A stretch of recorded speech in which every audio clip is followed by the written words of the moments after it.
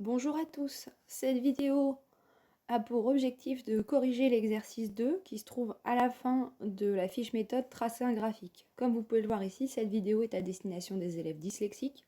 Si ce n'est pas votre cas, vous avez une vidéo avec un format traditionnel sur la chaîne YouTube. Alors dans un premier temps, rappel du contexte de l'exercice. Cet exercice, il parle des tsunamis. Vous avez un premier document qui, ici, vous décrit un peu comment se forment les tsunamis et un cas particulier. Donc on vous dit que lors d'un séisme sous-marin, il y a une série de vagues qui se propagent à la surface. Ça, c'est ce qu'on appelle un tsunami. Et qu'il y a eu un séisme le 15 novembre 2006 dans l'archipel des Kuriles, donc près du Japon.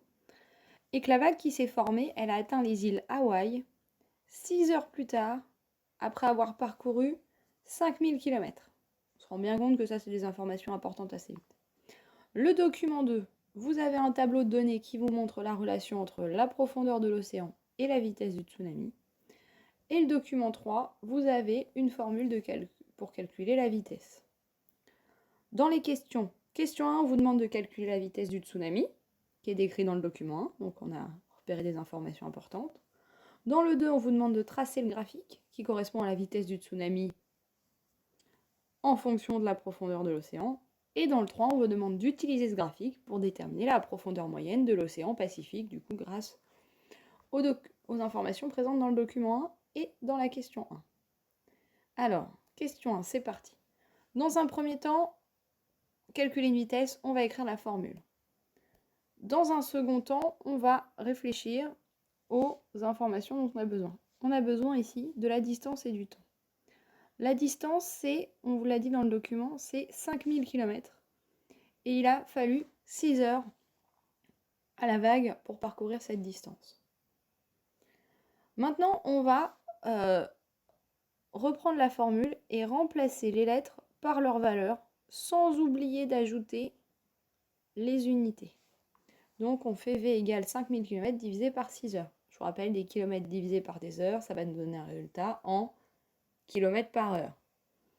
Et donc on fait ce calcul, et là on obtient une valeur de 833,3333, il me semble, de tête. On peut donc arrondir à 833 km par heure. Ça veut dire que le tsunami du document 1, il avait une vitesse de 833 km par heure.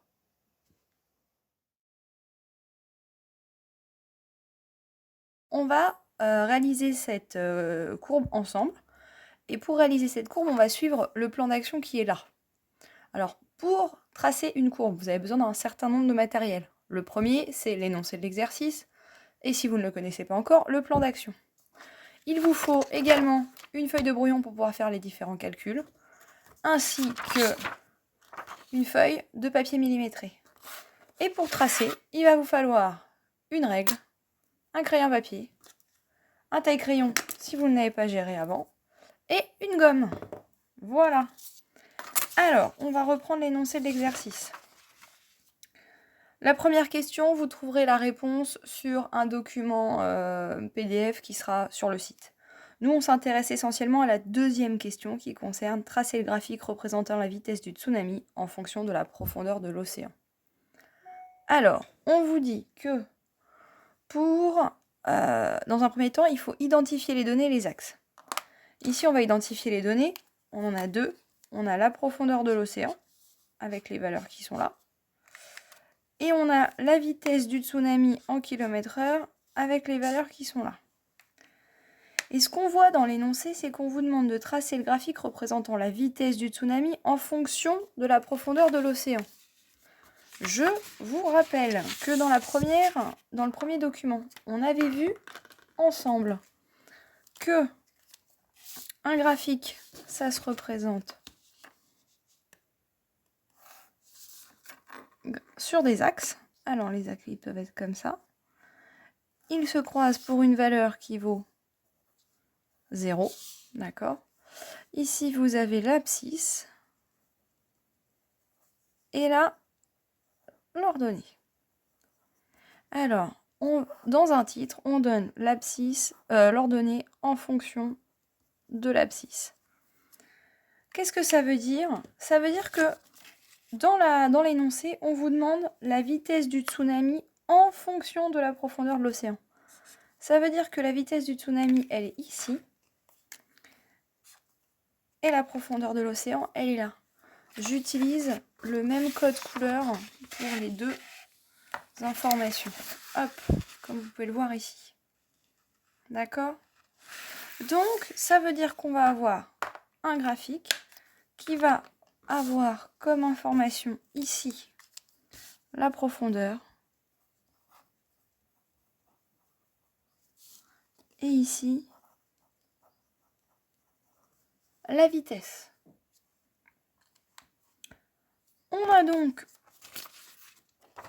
vient donc ensemble d'identifier les données et les axes. Ça, c'est fait. Le point critique, il est là, c'est déterminer l'échelle. Pour déterminer l'échelle, il y a un certain nombre d'étapes à suivre. La première, c'est de mesurer votre feuille pour savoir quelles sont les dimensions dont vous disposez. Alors, si je la mets dans ce sens-là, ce sera peut-être mieux pour vous. Voilà. Donc, ici, si on mesure, on obtient 26 cm. Et dans ce sens-là, on obtient 18 cm.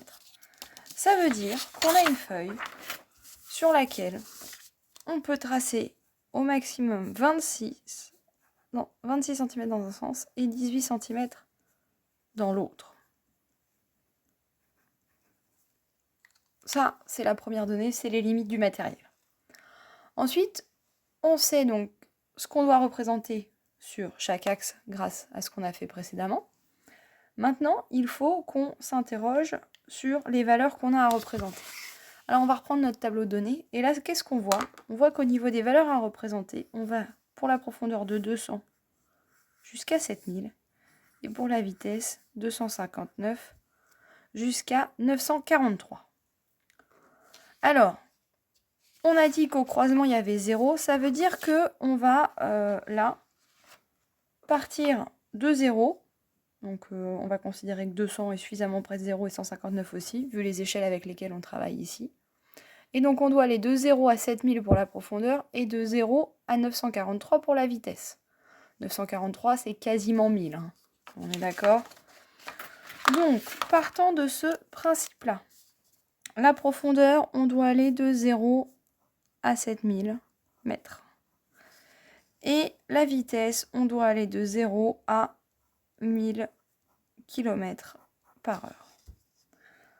On voit, deuxième point à évaluer, c'est la précision attendue. On voit ici qu'on a des valeurs, en fait, les deux derniers zéros là, donc les chiffres des unités et des dizaines, ils ne changent jamais. On a ici une précision du coup à la centaine, d'accord? Donc, profondeur, on a une précision attendue à la centaine.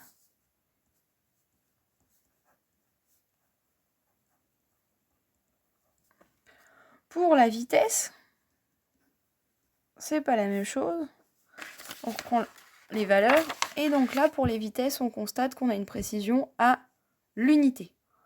Alors une précision à l'unité pour représenter des valeurs comprises entre 0 et 1000, ça va être très compliqué à respecter.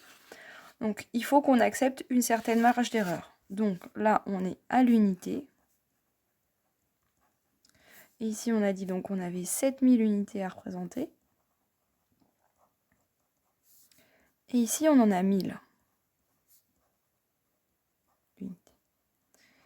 Donc, on se rend compte que pour la vitesse, il va falloir que notre échelle, elle soit plus petite, notre échelle, il va falloir qu'elle soit plus petite que pour la profondeur. Ça veut dire que 1 cm va représenter une valeur plus faible pour la vitesse que pour la profondeur.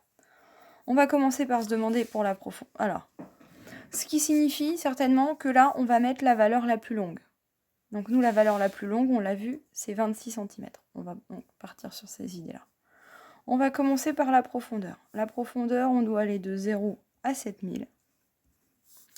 Et on a environ 18 cm pour faire ça. La question, du coup, c'est 7000 divisé par 18, ça fait combien? Alors, on prend la calculatrice. Hop, excusez-moi, je fais le calcul en parallèle, donc 7000 divisé par 18, on obtient 388,89. Hein, on est d'accord que c'est pas un résultat très précis. Cette valeur-là, elle ne nous arrange pas des masses. Par contre, on voit que du coup, c'est proche de 400. On va se demander 7000 divisé par 400, ça fait combien? 7000 divisé par 400, c'est égal à 17,5. Qu'est-ce que ça veut dire ce calcul? Ça veut dire que là, quand on a fait 7000 divisé par 18, on s'est dit pour représenter 7000 mètres sur 18 cm, ça voudrait dire qu'un centimètre, ça fait combien? Et là, un centimètre, du coup, ça faisait 388. 388, trop difficile comme... trop peu précis. On se dit, on va essayer pour 400. Donc, si un centimètre vaut 400, combien de centimètres il va nous falloir? Eh bien, il en faut 17,5. 17,5, c'est plus petit que 18, ça fonctionne. Donc, on va choisir comme échelle 1 cm égale 400 mètres. Maintenant, on passe à la vitesse. Alors, pour la vitesse, là, on avait 1000 unités à représenter. Et pour faire ça, on a 26 cm au maximum. On va faire la même démarche. On va partir, on va faire du coup 1000 unités divisé par 26 cm. Alors, 1000 divisé par 26. Et là, on obtient 38,46 à peu près. Donc, de nouveau, c'est pas du tout un chiffre rond, ça nous arrange pas forcément. On pourrait se dire, on va prendre 40. Est-ce que 40, ça semble une bonne solution? Ça voudrait dire que 1 cm égale 40, ça voudrait dire qu'un millimètre égale 4. 1 millimètre égale 4, c'est pas vraiment facile à manipuler. Vous n'êtes pas forcément à l'aise avec le fait de compter de 4 en 4. Bon, ça reste une possibilité. Là, moi, ce que je vois, vu la précision des valeurs, je me dis 5, si 1 mm égale 5, on serait pas trop mal. Et du coup, si 1 mm égale 5, dans ce cas-là, 1 cm c'est 10 fois plus, donc c'est égal à 50. Alors si on a 1000 à représenter, d'accord, par tranche de 50, combien de centimètres ça va nous faire? Ça fait 20 cm. Et 20 cm, ça me semble une bonne notion. Sachant que dans le tableau, je vous rappelle, on n'a que 4 valeurs. Alors déjà, prendre une feuille entière pour représenter 4 valeurs, ça fait déjà une représentation assez conséquente.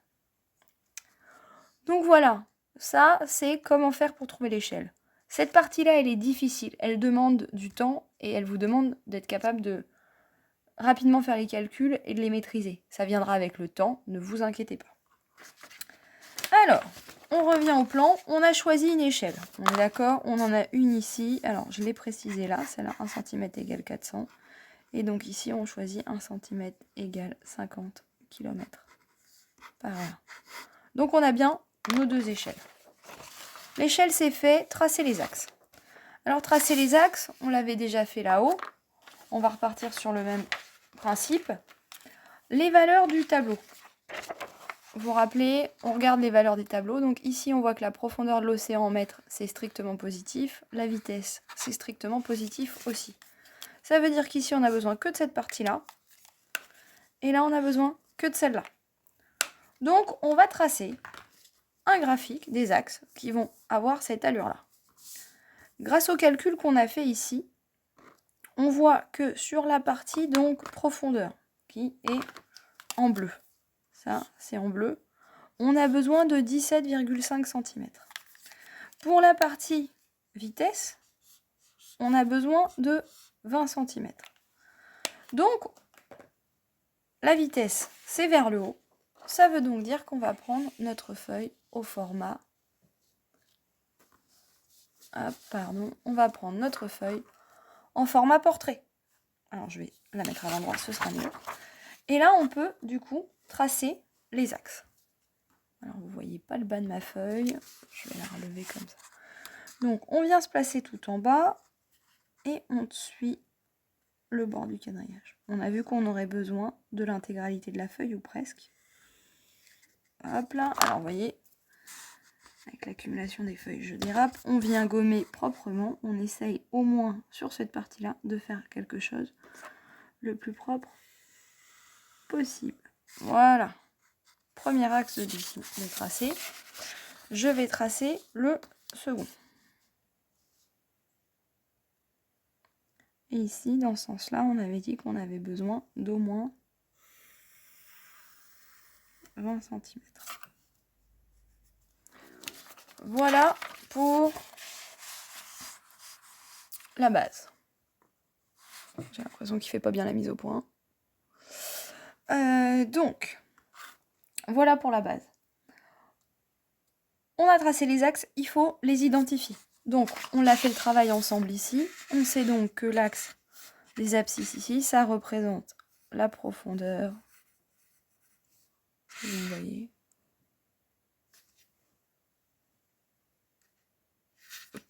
C'est bon. La profondeur des océans. Et que cette grandeur, elle est en mètres.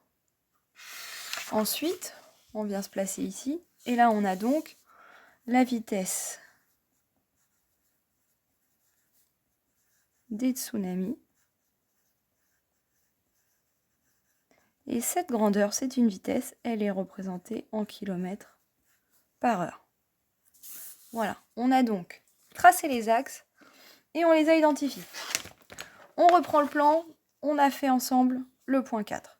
Maintenant, on va placer les graduations. Alors, je l'ai coché, mais on ne l'a pas encore fait. Pour placer les graduations, je repars d'ici. Alors, j'avais vu que pour la profondeur, 1 cm égale 400 mètres. Donc, je viens me placer là. Et sur les feuilles, vous voyez, tous les centimètres, les traits sont légèrement plus épais. Donc là, c'est 400. Alors, je place le 0. Là, c'est 400. 400 plus 400, ça fait 800. Puis 1200. Puis 1600. Puis 2000. Et on recommence. 2400. 2800. 3200. 3600. Et 4000. Alors, là, j'ai tout noté. La question, c'est est-ce que je vais en avoir vraiment besoin? Si on regarde, on a vu qu'on avait 200, 2000, 4000, 7000. Bon, peut-être qu'on n'a pas besoin de toutes les valeurs que j'ai écrites. Donc 200, il va être là entre le 0 et le 400 pile au milieu, donc on va avoir le 200 ici. Après, on a 2000, donc qui est déjà ici, 4000 qui est ici. Alors, la question à se poser, c'est, on remarque que pour les traits les plus longs, ça c'est tous les 5 cm. Donc, le prochain trait, il est là. On est d'accord? Donc ici, on arrive à 5 cm plus loin. On voit que chaque centimètre, on augmente de 2000. Donc ici, on serait à 6000. J'espère que jusque-là, je ne vous ai pas perdu. 6400, 6800, 7200. Donc, on va indiquer 7200. Voilà. Et les autres valeurs, vous pouvez toutes les écrire, mais on se rend vite compte qu'après, c'est plus trop lisible. Pour l'axe des ordonnées, qu'est-ce qu'on avait pris comme unité? On avait dit que 1 cm égale 50 km/h. Donc on vient ici et on se dit, bah ça fait 50. Puis ça fait 100. Puis 150. Et on poursuit. Même question que tout à l'heure, de quelle valeur on a vraiment besoin? Eh bien on a besoin donc 159, 500, 713 et 950 à peu près. Alors moi ce que je fais, c'est que je détaille toujours les 5 premiers centimètres. Ils me servent de base pour compléter la suite. J'augmente de 50 en 50, c'est la table des 5, c'est pas bien compliqué, vous pouvez tout à fait vous en sortir. Et donc, ce qu'on voit, c'est que là, on a refait 5 cm. Si on a refait 5 cm, ça veut dire qu'on a fait ça plus ça. Donc, on a fait 2 fois cette valeur. 250 plus 250, ça fait 500. On réaugmente de 5 cm, on fait donc tout ça plus ça. Ça fait 750. Et ici, on a fait 2 fois cette valeur. Ça, et on le reporte ici. On obtient donc 1000. Voilà pour les graduations à peu près. Là, c'est le moment de se dire, le point d'après, c'est de placer, ça va être de placer les points. Donc ça, c'est quelque chose qui se fait à peu près en même temps. Et donc, on va revenir prendre les valeurs qui nous intéressent. On a 200, 2000, 4000 et 7000 pour les profondeurs. 200, 2000, 4000 et 7000. 7000, on ne l'a pas placé encore. Donc là, on avait 6000, on a dit ici, ça fait 6400, 6800. Ça veut dire que 7000, il est entre 6800 et 7200. Ah, pardon, je ne vous voyais pas ce que je raconte. Donc, entre 6800 et 7200. C'est pile au milieu. On arrive ici. Là, vous avez 7000. On aura besoin de cette valeur. Concernant la vitesse du tsunami, je vais me placer là, on a 159. Donc 150, on l'a. 504, autour de 500, on l'a bien. 713, là, 713, donc on sait que c'est un peu plus bas, mais il nous faudrait un peu une valeur intermédiaire. La question, donc ici je vais rajouter 550, ça pourra toujours aider. La valeur du dessous, là, c'est 50 de moins. Donc c'est 700. Là, on a 700, 750. Pour placer 713, ça nous aidera. Ici, on a 1000. Donc, en dessous, on aurait 950. 950, c'est encore un peu grand. Donc, celle du dessous, c'est 900. Et voilà. Déjà, on a maintenant officiellement placé les graduations, y compris celles qui nous intéressent pour placer les points. On va passer au placement des points. Alors, le premier point, pour 200 mètres de profondeur, on a une vitesse à 159. Donc, 200 mètres, on a dit que c'était ici, donc c'est le trait qui est légèrement plus foncé. Alors, je vais passer de l'autre côté. C'est le trait qui est légèrement plus foncé au milieu, là. Alors, vous avez 150 qui est ici. Et nous, ce qui nous intéresse, c'est 159. On a dit, si 1 cm, ça vaut 50, 1 mm, qui est 10 fois plus petit qu'1 cm, ça vaut 5. Donc, 159, c'est presque 160. On est d'accord que c'est pas tout à fait exact, mais c'est presque. Ça voudrait dire que si j'avance d'un petit carreau, je suis à 155, et d'un deuxième petit carreau, je suis à 160. Et donc, là, 200, c'est le trait du milieu. Donc, je place ma règle. Hop. Et je viens croiser ici. Alors, hop. Comme je l'ai dit pour l'exercice précédent, lorsque vous êtes près des axes, vous n'avez pas forcément besoin d'une règle pour vous aider à tracer. On a placé le premier point. Je vous rappelle, on met un plus et pas une croix, puisqu'on suit les axes qui nous ont permis de tracer cette valeur. On arrive à la deuxième valeur, c'est 2000 pour 504. Alors, je vous rappelle, nous, on compte de 5 en 5, donc 504, c'est presque 505. Donc, on est à 2000. 2000, c'est ici. Voilà. Hop. Donc, c'est un trait qui est plus foncé, c'est relativement facile à suivre. Là, on a 500 et 550. On a dit chaque petite graduation augmente de 5. Donc, on augmente, si on a 500, on augmente d'une seule petite graduation. Et on arrive tout de suite à 505. Donc, on va se placer là. Et là, on veut croiser la droite qui correspond au 2000. Bon, j'ai fait une croix qui est un peu grande. Je viens la réduire. Voilà, j'ai placé mon deuxième point. Troisième point, ici, 4713. 713, c'est presque 715. Ok. Donc, on vient là, 700. Et alors, on compte 705, 710, 715. 715, on va se placer là. Alors, je me remets parce que je pense que sinon, il va vous manquer un bout sur la vidéo. Voilà, hop. Et 4000, il est là. On voit, c'est de nouveau un trait plus épais, donc on le suit. Et donc, ça veut dire que c'est dans cette zone-là. Et là, on vient passer notre trait ici, notre règle ici, et on voit que c'est pile là. On a placé le troisième point. Maintenant, allons placer le quatrième point. Le quatrième point, il dit que pour 7000, c'est 943. 943, on va prendre donc 945. Alors, 945, c'est 950 moins 5. Ou vous comptez en partant de 900. C'est ce qui vous faites ce qui pour vous semble le plus simple. Je place ma règle correctement. Je me rappelle que 7000, hop, c'est plutôt sur la fin de mon axe. Alors, vous n'avez pas le bas non plus. Je recommence. Donc, je me place ici. Et là, vous avez le bas. On avait placé le 7000 ici. On voit que c'est un demi-carreau avant la fin. Donc, on vient tracer notre axe, notre premier trait là. Et on vient là sur le 7000. Hop. Tac. Et voilà. Et de nouveau, je réduis ma croix. Et donc voilà, ainsi, j'ai placé mes 4 points. 1, 2, 3 et 4. Là, vous avez tout. Super. Si vous vous rappelez bien, la question d'après, on vous dit utiliser le graphique. Ça veut dire que utiliser le graphique, va falloir que vous reliez les points. Alors, on voit tout de suite que ce n'est pas une droite. Donc, on voit même que c'est plutôt quelque chose d'arrondi. D'accord? Soit vous le tracez à la main, mais bon, c'est pas toujours très bienvenu. Soit vous utilisez une règle pour relier les points que vous connaissez. Je préfère cette méthode. On n'est pas tous d'accord, mais je pense que vous verrez avec vos professeurs la version qu'ils préfèrent.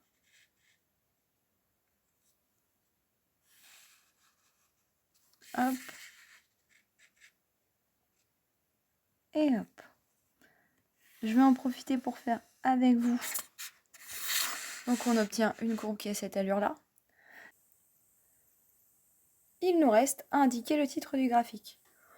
Dans la question, on vous demandait de tracer le graphique représentant la vitesse du tsunami en fonction de la profondeur de l'océan. Du coup, on va l'écrire là, vous voyez, une capsule exprès. Évolution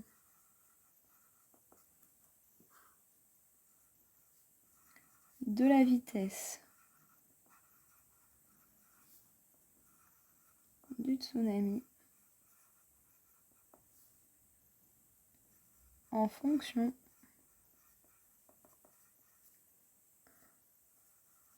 de la profondeur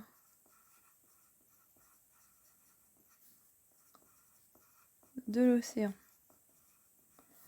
Alors, la profondeur est en mètres et la vitesse est en kilomètres par heure. Comme c'est le titre. Bon, là, dans la capsule, on se doute bien que vous avez écrit le titre. Si vous l'écrivez sur le graphique, vous n'oubliez pas de le souligner. Et voilà. Maintenant qu'on avait tracé la courbe, on va l'utiliser pour répondre à la question 3 qui vous demande de déterminer la profondeur moyenne de l'océan Pacifique. On a comme information la vitesse qu'on a calculée à la première question qui dit que la vitesse du tsunami ici c'était 833 km/h. Nous ce qu'on veut c'est trouver la profondeur. Ça veut dire que ici, sur l'axe des ordonnées, vous avez la vitesse en km/h. Donc on va venir repérer 833 et tracer une droite parallèle à l'axe des abscisses qui va venir couper la courbe. Au moment où ça coupe la courbe, on va tracer une autre droite. Celle-là, elle va être parallèle à l'axe des ordonnées. Et cette droite, elle va venir couper l'axe des abscisses. Et c'est cette valeur qui nous intéresse. Donc ce qu'on remarque ici, c'est qu'on est un petit carré, donc 1 mm avant 5600. Ici, on a vu que 1 cm, c'est 400 mètres. Donc 1 mm, c'est 10 fois moins, ça veut dire que c'est 40 mètres. Donc pour trouver la valeur, on va faire 5600 moins 40 et on trouve une valeur de 5560. Voilà, on a terminé cet exercice. J'espère que vous avez tout compris. Si ce n'est pas le cas, je vous conseille de regarder cette vidéo une nouvelle fois, vous concentrer sur les points qui vous gênent.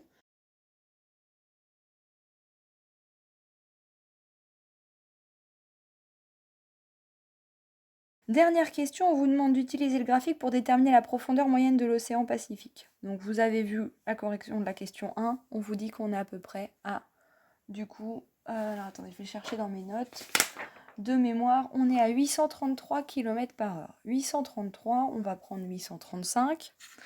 835, il va falloir venir trouver la valeur ici. On est d'accord? Donc là, on est à 750, donc 800, 850. 835, on va faire 5, 10, 15, 20, 25, 30, 35. 835, c'est là. Je prends ma règle, je suis... Hop là, ouais. Je suis jusqu'à croiser, jusqu'à ce que je croise la courbe que j'ai tracée. Une fois que j'ai... Donc je la croise là. Vous pouvez le voir, le point, il est là. Et du coup, si je la croise là, et ben du coup, je vais redescendre ici en suivant le quadrillage. Et là, en bas, j'arrive ici. Donc à côté d'une valeur que j'avais pas forcément notée. Donc, 4000, 4400, 4800, 5200, 5600. Et on voit qu'on est donc une valeur en dessous de 5600. Qu'est-ce que ça veut dire? Alors ici, si 1 cm vaut 400, 1 mm vaut 40. Si on descend d'1 mm, on fait donc 5600. On fait 5600 moins 40. Et ça fait 5560 mètres. Et voilà, grâce à la lecture sur le graphique, vous pouvez répondre à la dernière question, que la profondeur moyenne de l'océan Pacifique est de 5560 mètres. En espérant que cette vidéo vous ait permis de tout comprendre, bonne fin de journée!